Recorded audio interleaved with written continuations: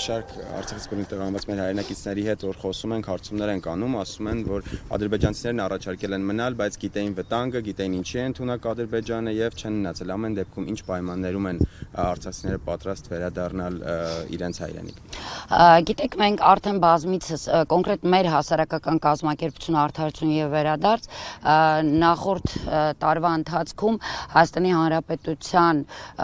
5 այդպես մարզերում հանդիպում ունեցանք արցախցիների հետ, բավականին մեծ հատվածի հետ, որտեղ հենց այդ հարցերը մենք ուղղում էինք եւ պատասխանը իրենցից ստանալով արձանագրում վերջում փաստաթուղթ կազմվեց։ Ես ձեզ ասեմ, որևէ տարբերություն չի եղել, բոլորը նույն կարծիքն են ասել, որ միանշանակ նախ առաջնահերթ է Արցախ վերադարձը։ Բոլորի մոտ այդ կարիքը կա, այդ նպատակը կա եւ երազանքը։ Երկրորդը ինչպիսի Արցախ եւ ինչպես վերադառնալ Արցախ, միանշանակ բոլորի մոտ միջազգային հստակ, այդպես հա, անվտանգային երաշխիքների ներքո եւ պայմանը պիտի լինի, որ չի կարող լինել իհարկե համատեղ որևէ բնակության մասին խոսք, չի կարող լինել Ադրբեջանի ներքո ապրելու կամ Ադրբեջանի անձնագրերով ապրելու պարագայում, որովհետեւ այդ ընտրությունը մենք կարող էինք անել 2023-ի սեպտեմբերի 19-ին եւ արեցինք։ Մենք ոչ թե լքեցինք մեր տները, դժվարությամբ եմ նույնիսկ արտաբերում այդ բառերը, որովհետև ուղղակի վախենում էինք, ոչ, մենք լքեցինք այդ տները ցույց տալով ամբողջ աշխարհին, Հայաստանի Հանրապետության իշխանություններին, որ մենք որևէ կերպ Ադրբեջանի հետ ադրբեջանցիների հետ նույն հարկի տակ, նույն հողի վրա չենք ապրելու ու չենք քայլելու։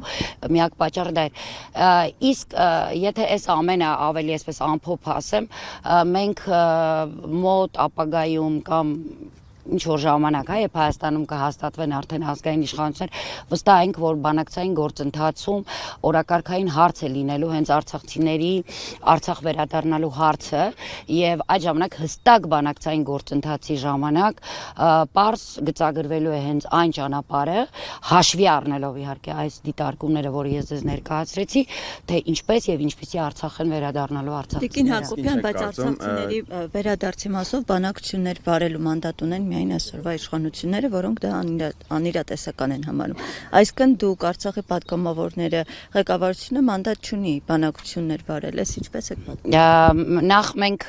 իհարկե այդպիսի դիվանագիտական խողովակներ չունենք նման գործընթաց իրականացնելու, բայց ես ձեզ վստահեցնում եմ, որ հանձնախումբը, որը ստեղծվեց հենց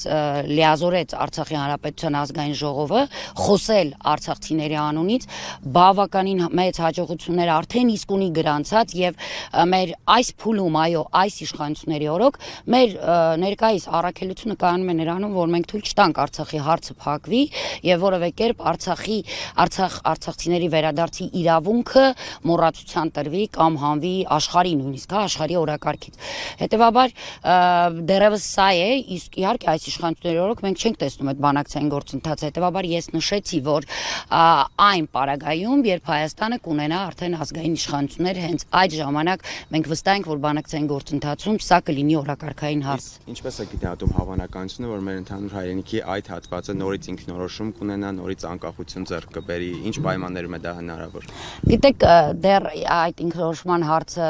երևի դեռ պիտի մասնագետները նորից իրենց դիտարկումներն անեն, բայց ըստ իս մենք արդեն իսկ ինքնորոշվել ենք։ Մենք ինքնորոշվել ենք 1991 թվականին, երբ որոշել ենք, որ չենք կարող լինել Ադրբեջանի կազմում, ինչին մեզ իհարկե բռնակցել էին, հա, սովետական միության ստեղծման ժամանակ։ Եվ հետևաբար կներեք ինք հարցը Ինչքանով եք հավանական համարում, որ մեր ընդհանուր հայրենիքի այդ հատվածը ելի անկախություն կունենա մոտ ապագայում եւ ինչ պայմաններ են դրա համար։ Գիտեք, դեռևս ապագայի մասին խոսելը դժվար է, իրականում ձեր ասածը անկեղծ ասեմ պատկերացնելը դեռևս դժվար է, ինչ ճանապարհով եւ ինչպես, որովհետեւ դեռևս չգիտենք այս իշխանությունները մինչեւ որ փուլն են հանդելու, մինչեւ որ հնարավորությունն են հանդելու, բայց ես ձեզ ասեմ, որ այս փուլում մենք դիտարկում ենք Արցախցիների վերադարձի իրավունքը։ Դա այ սկզբնական շեմն է այդ դժվարությունների, որ մենք պիտի կարողանանք հաղթահարել։ Մնացած իհարկե բանակցային արդեն երկար աշխատանքի արդյունք պիտի լինի, որ մենք վերջնական կարողանանք հաստատել այն պատմական արդարությունը, որը որ պիտի տեղի ունենա։ Մեկ էլ մի ճշտում անեմ, որ տարակարծություններ չլինեն, ճիշտ հասկացա, որ այսցիկ փորձ արվել է ամեն դեպքում Արցախի նախագահ ինստիտուտի կողմից Հայաստանի իշխանությունների հետ աշխատելու, սակայն մերժվել է։ Իհարկե, հենց սկզբում թե Արցախի նախագահը, թե կառավարության անդամները յուրաքանչյուրը իր այդ բլոկի հետ փորձել է այդ համագործակցության հենց առաջի քայլերը անել, մատնվել կամ ես ձեզ հանդիպել որպես անձեր եւ ձեզ անձնական օգնություն տրամադրել, բայց յաներ ով ներկայացնում են Արցախի ժողովուրդը, մենք չենք հանդիպելու եւ որևէ քննարկում մեր մեջ տեղի չի ունենալու։ Մի մոռացեք հետևել մեզ Facebook-ում, ինչպես նաև բաժանորդագրվել մեր YouTube-յան ալիքին։